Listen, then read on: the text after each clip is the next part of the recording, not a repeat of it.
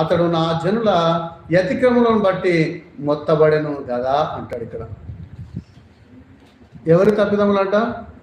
మన యొక్క తప్పిదములే, ఆలోచనలే, మన యొక్క స్వలాభ విషయంలో చేసినటువంటి పనులు మాత్రమే.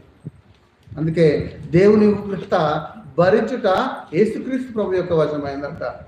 మరి నువ్వు ఏ విషయంలో దేవుని యొక్క సావాసములు ఉంటున్నావు? చదువుకుందాం ఒకసారి. సజీవుల భూమిలో నుండి అతడు కొట్టివేయబడెను, అయినను అతని తరుము వారిలో ఈ సంగతి ఆలోచన చించినదెవరు అంటాడు.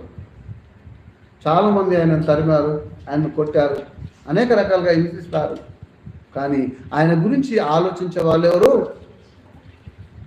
ఉండదు అనే మాట మనం చూస్తాం. అందుకే అంటాడు 9వ వచనం చదువుకుందాం ఒకసారి. అతడు మరణమైనప్పుడు